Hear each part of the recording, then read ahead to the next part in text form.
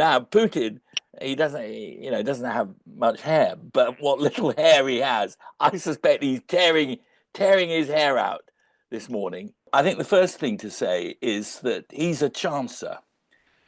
All politicians are chancers, and he is using the interregnum, the period between Biden stepping out and Trump appearing on the 20th of January in the White House.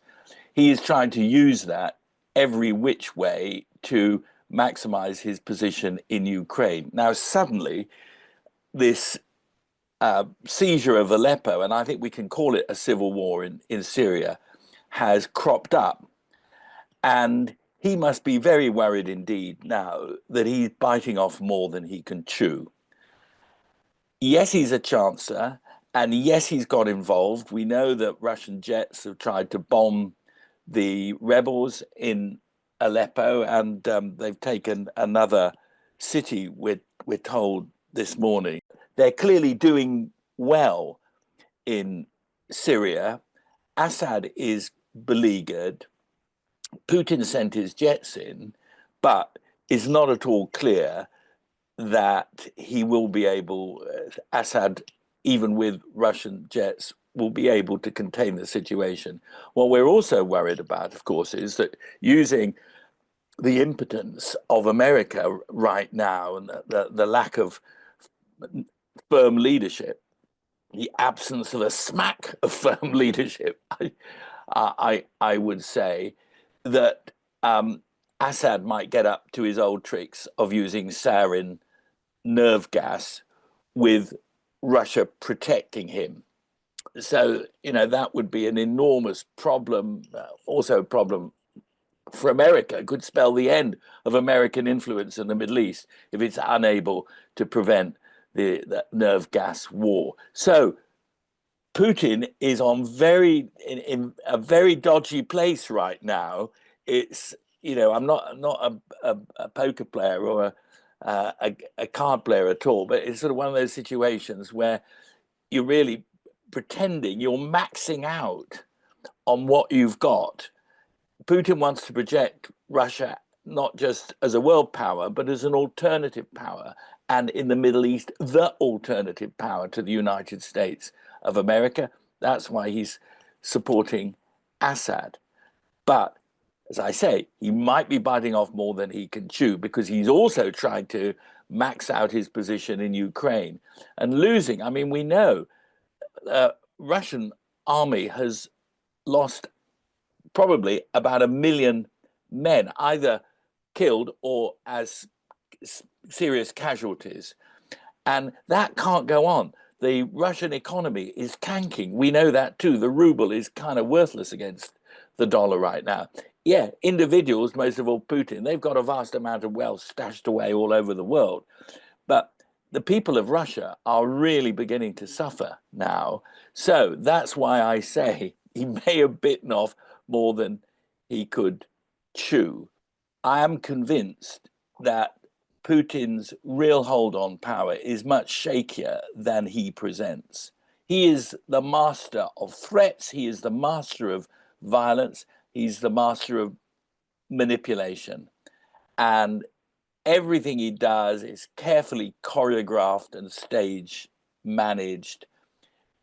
We don't even know the TV footage we see of him is footage of him right now or taken before and kept in some library. We also know he's very, very keen on AI and avatars, has used them himself. But everything is stage managed. I'm talking to you from a humble professor's study at the top of his house. Well, you only ever see Putin either at his desk with his outmoded telephones or on the huge table, gold and the soldiers and so on. He wants to present a picture of unassailable power and authority over Russia, over the Russian people, and indeed over Eastern Europe and increasingly Western Europe. He sees himself as Trump sees himself in America. Trump has Trump Tower and the White House, and Putin has the Kremlin and his houses in Crimea. That's how Putin sees himself.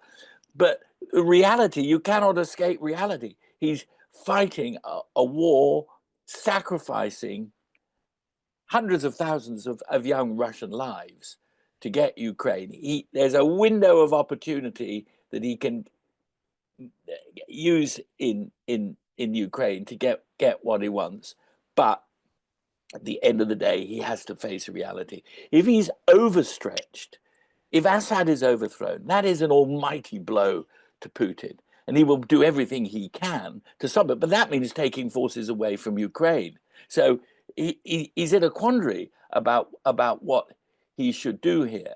But Putin's pitch is that he is the master of Eastern Europe, and perhaps the future master of Western Europe, and also the master of Africa, where his old pal Prigozhin, now gone the way of all flesh, thanks to Putin shooting him down the plane.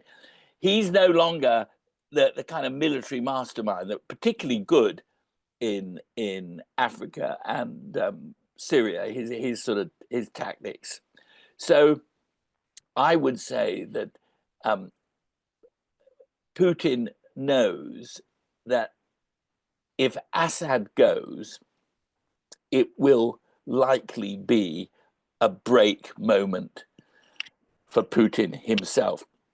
Well, just as I said, we should let Zelensky give it Putin with both barrels.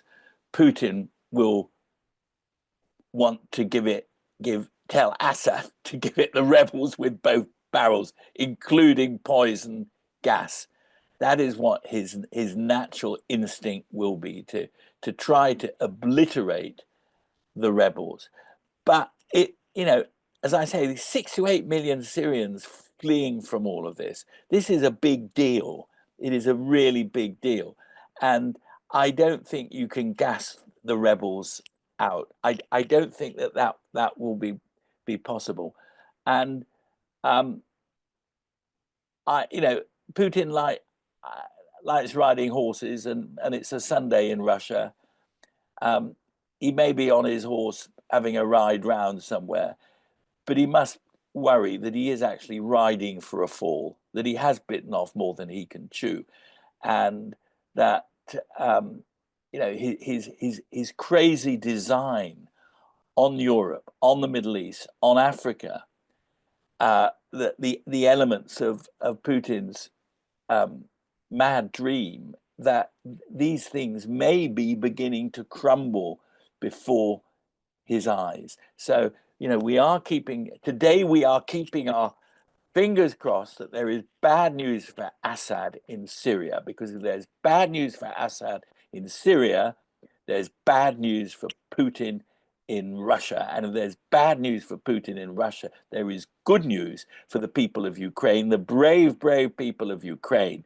And for us here in the UK, because we historically understand what it means to be a democracy, a democracy being threatened by a powerful, ruthless neighbor and standing firm. We understand that.